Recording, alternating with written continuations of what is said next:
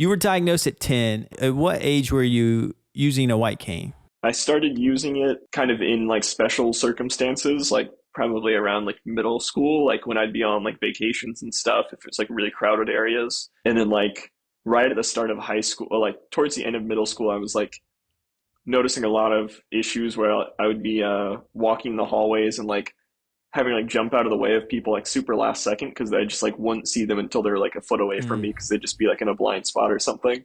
yeah.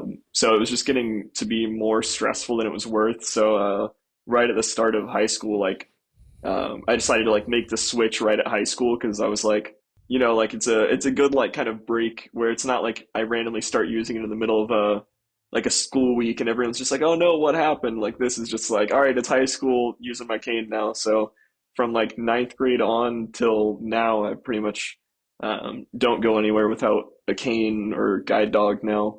Yeah. And Kim, how was that? Was there like a process of, so like you're watching Kai learn to use the white cane.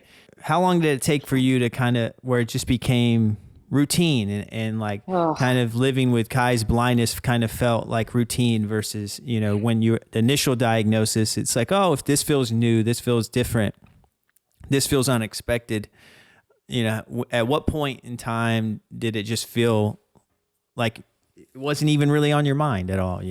well, I can think of two stories off the top of my head. One was when he was first training. He didn't really need it yet, but we knew he would soon.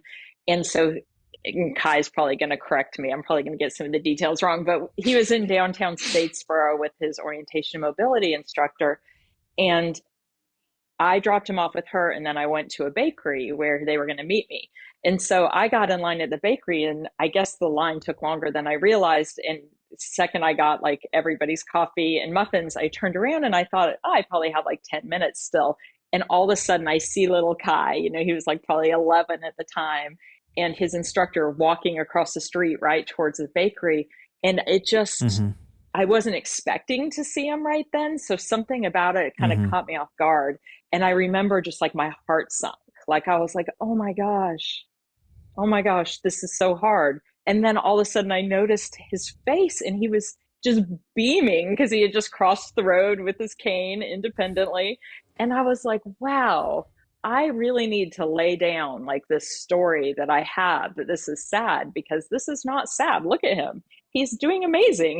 He's proud, he's independent, and this is just like this story in my mind that's not even true. So that was the first one that like really hit. And then we went to um I I don't remember how old you were, Kai, when we went to DC, but he was starting, his instructor said, use your cane the entire time that you're in DC just to get used to it. And I kept saying, Kai, there's a curb. Kai, there's this. And he finally just like turned around and looked at me and he's like, if I'm going to use this, then you need to stop telling me when there's a curb. Yeah. Yeah, it ended up being like my out from getting mom's constant warnings and stuff in my way. I was like, all right, I'm gonna use this because then at least I won't have to hear that. Yeah, for real. Like it got so bad that I'd be walking with a friend and I'd be like, watch out, there's a curb. And then I'm like, this is ridiculous.